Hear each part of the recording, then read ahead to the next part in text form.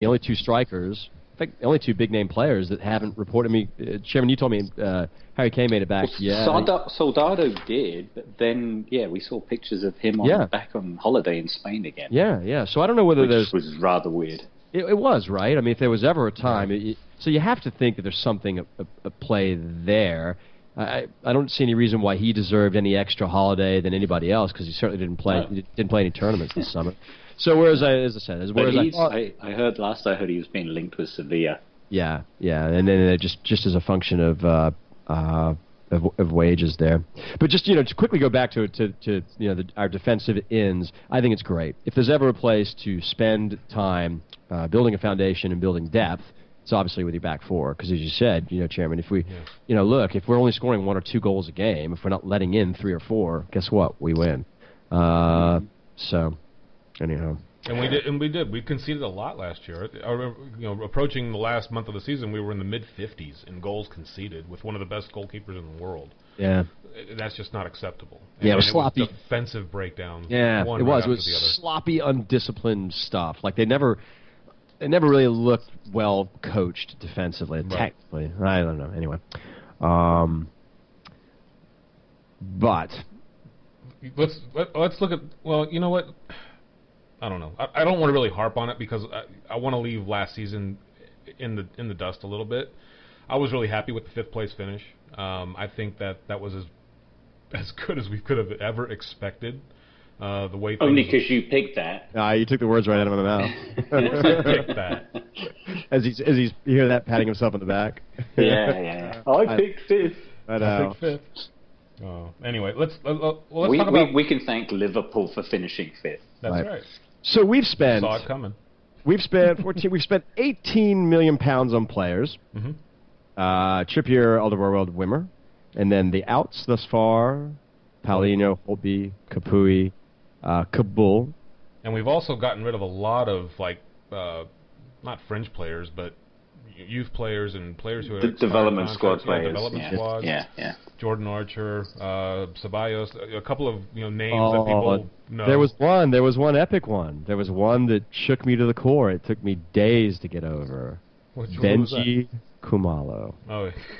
Is no longer with us. In fact, I'd like to have 5 seconds of silence for Benji. The worst $1.5 million Tottenham ever spent. God, but it's so funny. But the guy was a cult hero. I mean, he really was. I think he had. Did he ever play for the first team? No. Zero minutes played, right? Never did. Never. Never did. Minute. Never did. But yeah, may he move on to greener pastures. Although he hasn't died, he's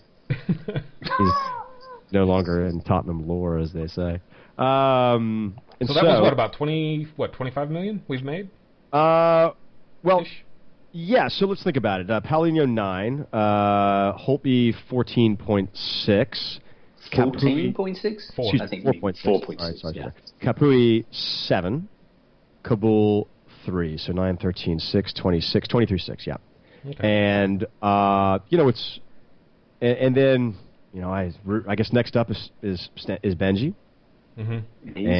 He's already jetted out to join PSG over here, and I think Laurent Blanc has already confirmed that he's allegedly confirmed that he's signing as of tomorrow. So that's still one that, I mean, we joked a lot about Benji last year, but and my man crush on him, but I don't know, I guess he just never really fit in for whatever reason to Pochettino's plans, but he's good enough to go play for PSG. Too freaking slow. I'm sorry. Yeah. I loved him defensively, but he was too freaking slow. His touch let him down. Yeah. He would gather the ball, and the next thing you knew, he'd lost it again. Just wished, I don't know, but I mean, how many times? I haven't looked at his appearances. Did he appear for us more than 10 times last year? I think so. Yeah, in all competitions. Yeah, but never full League. matches. I don't think he had more than 2 or 3 full matches, did he? No. So it probably. What is that reported sale price? Of who? Benji? Yeah, is it 6? I think €6? Yes. 6 million euros? Yeah, and we paid 4 or 5 for him. So, the biggest thing, right, as Simon mentioned earlier, we have no CDM. I made it obvious my love affair with Morgan Schneiderlin. I don't think there was ever any real attempt on the club's part. I learned a lot about this window. I've learned a lot about how business gets done in the window. You know, it's so different. It's like, you know, the American way of doing business. Like, I know what I want, and I want it, and I want it now. And I'm going to go, and I'm going to go negotiate hard for it, and I'm going to do my best, and I'm probably going to get them. And if I don't, I'm going to go down trying.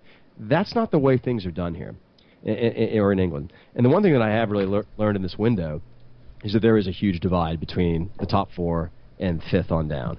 Because, for example, with Schneiderlin, you know, I was, you know, throwing, you know, toys out of my pram. Why aren't we going for him? Why aren't we going for him? I'm crying to like guys like Adam Hotspur. He's like, what's the point?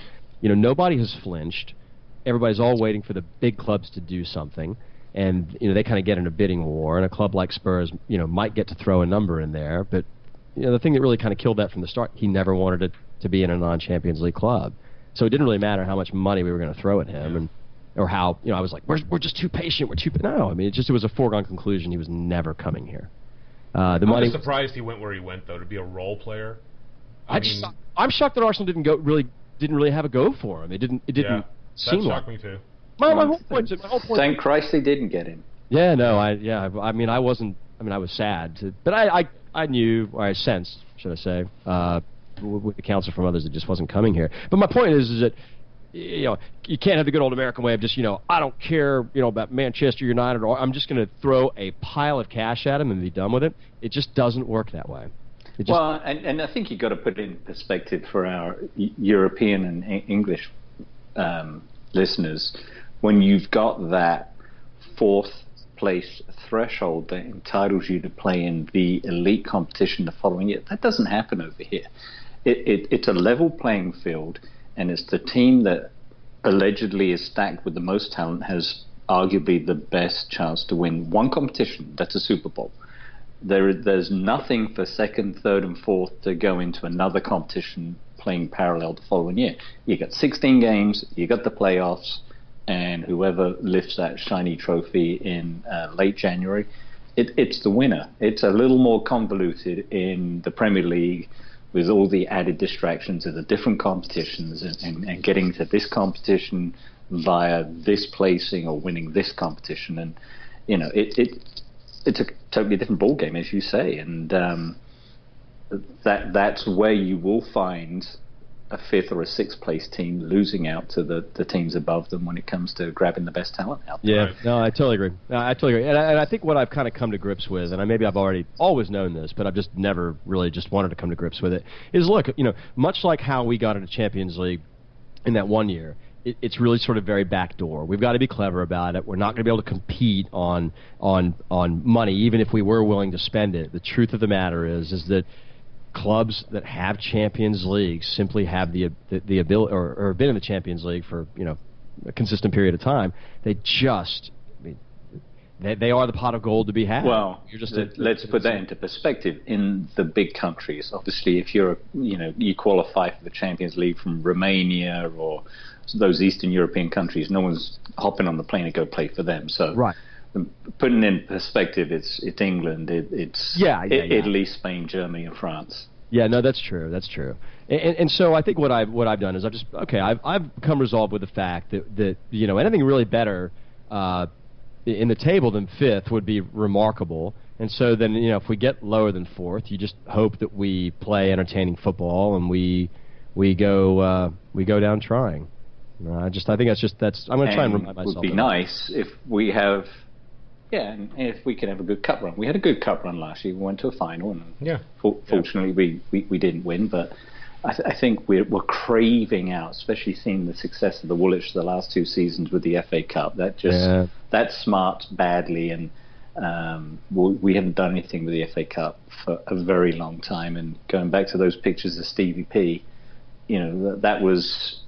Every other season, we were competing for the FA Cup, and we've done diddly squat for 25 years. Yeah, the league. I mean, the league, and I think in one of those years we actually did really well in the league, like 2nd or 3rd. But for the most part, the league was nice. But you know, having a League Cup or FA Cups, were just part and parcel of being Spurs. And so I had asked on Twitter, you know, thinking about the show, thinking about questions, you know, what are people's expectations? What do people really want? And that was the one, to your point, Simon, that was the one sort of unifying thing, want to win something. And I think everybody agreed that the league was, you know, their top 4 was something that was, you know, to a degree, is somewhat insurmountable for us, or certainly a very, very lofty expectation. But if you could win a cup or get top 4, which would you choose? I think this transfer window absolutely typifies what the money that the top 4 have versus everybody else, 5th on down. You may as well throw them all into one bucket. That divide is so massive that teams as steeped in history as Tottenham Hotspur or Brentford or anybody else who would come up can't compete and get the players that the Man Uniteds and the Cities and the Chelseas are going to go out and buy, and even the scum. You can't compete on a financial level. I don't care if Joe Louis is a billionaire or not. He's not going to open up the checkbook to Levy, and Levy's frugal enough and so business savvy that he's not going to make stupid purchases. He's just not. And I don't want to say that every purchase would be stupid, but he's just not going to go out and spend 35, 40, 50 million on players. He's just not. And watching these other clubs spend ungodly amounts of money to field basically English Premier League all-star teams, which is what they are, we're not going to be able to compete. So do you say, I'm satisfied if we can go out and win a cup? Winning a cup would be awesome. It doesn't fill the coffers, though. And I would almost rather end a season thinking I won something with this club by attaining top 4 rather than winning a trophy. Well, if I told you, it's a great question, by the way. If I told you that either one of those were going to be the only thing that you were going to do in the next 10 years, how would you answer that? In other words, you're either going to win the FA Cup or you're going to get in the Champions League. No promises of what you do in the Champions League, and you're not going to do shit for 10 years. What are you going to want? I bet you. Well, I don't know. Yeah, me too.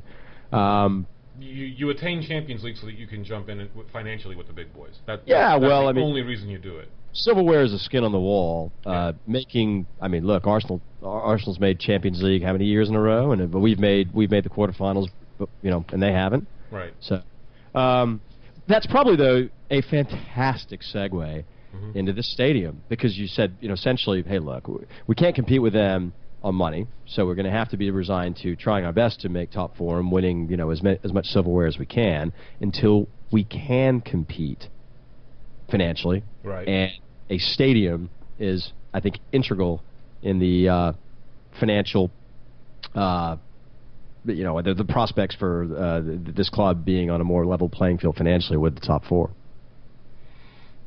So shall I bring in Mr. Goodell? You may as well. I mean, chat about this. Listen, this is the part of the show that every other podcast that is over, in the UK, they're going to have a different take on it than we do. Yes, they did. I think we should just go ahead and take our time with this and really put our feelings out there from the base of the National Football League and what it means for revenue, what it means for Spurs directly, how does it directly or indirectly affect the club and its finances in terms of what it will do for us for future players and the continuing development around Northumberland and that area. Simon, I actually would like to start with you on this, and then we'll work our way. I don't want to say work our way backwards, but I want to start with you on that, being that you were there for such a long time and have been here now for such a long time, and how you see that integration playing out. Well, I think we were all pleased to see, knowing how long this process has been.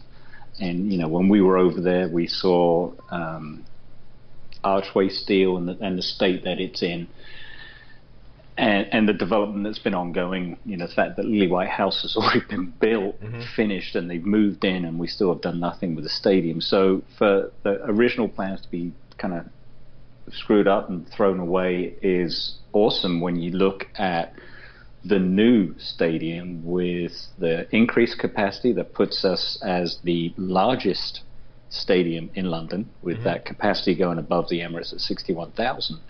And then the announcement that, and it was rumored that we wanted to attract the NFL franchise or team or games to the stadium instead of Wembley. And I think anyone who knows anything about what American football does to a grass surface, it is not conducive to playing our football on the next match. And we saw that, I think, England and Croatia, European qualifier for the 2008 tournament, that they were playing on a cow path.